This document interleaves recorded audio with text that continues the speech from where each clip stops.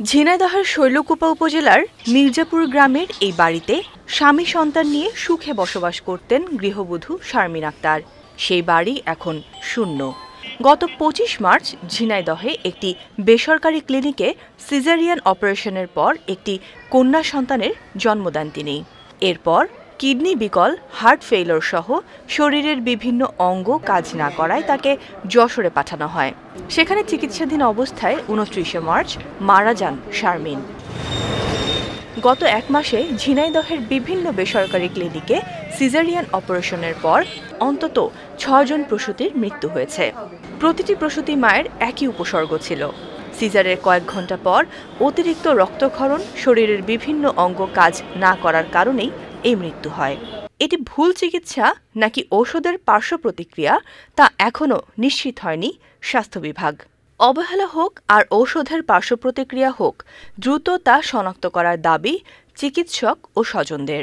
যে চিকিৎসকরা অপারেশন করেছেন এবং আমরা যারা এটা নিয়ে তদন্ত কমিটি হয়েছে, আমরা তদন্ত করে দেখেছি যে সেখানে কোনো গাফিলতি ছিল না, সেই চিকিৎসকের বা তার পোস্ট অপারেটিভ ম্যানেজমেন্ট কোনো সমস্যা ছিল না।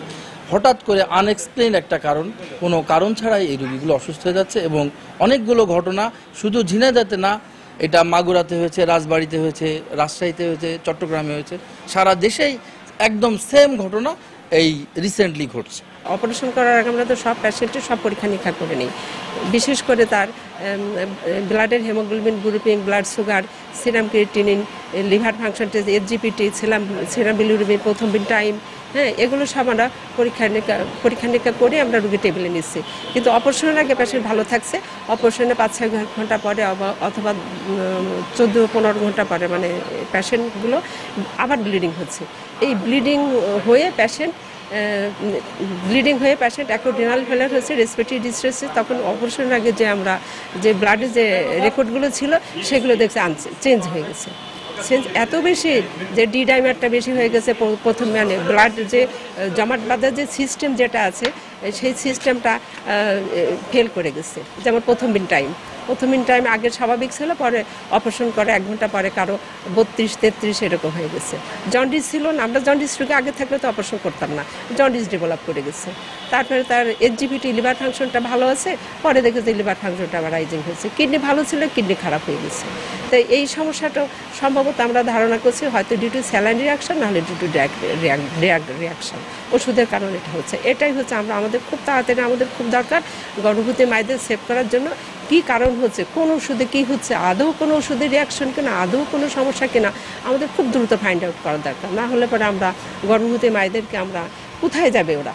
Anaesthesia consultant plus gynae consultant, surgery consultant সহ আমরা বসছিলাম। আমাদের যেটা সকলেরই একই ধারণা যে ওই ২-৩টে ওষুধের কারণেই এই আমাদের সিজারিয়ান যে অপারেশন করা পরে মাগুলো মৃত্যু হচ্ছে। তাছাড়া অন্যান্য অপারেশনে কিন্তু খুব বেশি একটা সমস্যা হচ্ছে না মানে তাহলে এই ওষুধগুলো ওখানে প্রয়োগ হচ্ছে না। এই জন্য সাধারণত ধারণা করছে যে আমাদের কিছু ওষুধের হয়তো এখানে ইম্পিউরিটিস থাকতে পারে এবং সেই কারণেই এই রোগগুলো মৃত্যুর দিকে চলে যাচ্ছে। ইতোমধ্যে আমরা ঝিনাইদহ থেকে বেশ কিছু ওষুধের স্যাম্পলও পাঠিয়েছি। তো অফিসিয়ালি যেহেতু রিপোর্ট আসেনি, আমরা এখনও কনফার্ম সেটাও বলতে পারছি না। তবে সবার জন্য, এবং এটা সবার জন্য কিন্তু অ্যালার্মিং, কারণ যেসব চিকিৎসকগণ বহু বছর ধরে অপারেশন করে আসছেন তারাও হঠাৎ করে এই জিনিসে বেশ একটু ভীত সন্ত্রস্ত হয়ে গেছেন এবং মানুষের মধ্যেও একটা ভীতির সঞ্চার হয়েছে। সিজার করে যখন বেডে ডেলিভারে আমরা সেখান হিলোকে গেলাম, যাইয়ে দেখি আমার ওর অন্যরকম অবস্থা। ভালো মেয়ে, সুস্থ মেয়ে এরকম করতে আজকে ওই নার্সরা এসে বারে সিজার করেই কোনোদিন এই নাড়ি মানুষ এটা ফুটো করে। আমার মনে যত রক্ত দিচ্ছে 2-3 ব্যাগ রক্ত দাঁড়াচ্ছে না, ব্যাগ ভরে ওই স্যালাইনের ব্যাগ না, ওই ব্যাগ ভরে রক্ত হচ্ছে। এটাই শাস্তি যে এর পরবর্তীতে এরকম ধরনের হয়ে আর কেউ না মরে, আর কোনো মেয়ে না মরে, আমি এইটাই চাচ্ছি। বিকাশে কম খরচে ক্যাশ আউটের লিমিট বেড়ে 50,000, প্রিয় এজেন্টও 2টা। স্বাস্থ্য বিভাগের কর্মকর্তারা বলছেন, মৃত্যুর সঠিক কারণ নির্ধারণে তদন্ত কমিটি গঠন করা হয়েছে। প্রত্যেকটা ক্লিনিক থেকে প্রায় 19টা স্যাম্পল আমরা ঢাকায় পাঠিয়েছি। স্যালাইন, অপারেশনের রক্তক্ষরণের জন্য যে ওষুধ ব্যবহার হয় সেই ওষুধ, অ্যানেস্থেশিয়ার ওষুধ, এবং অ্যানেস্থেশিয়া সোসাইটির বড় ডাক্তার ঢাকা, তাদের সাথে আমরা কথা বলেছি। তো সঠিক কারণ আসলে এখন পর্যন্ত বের করা যায়নি।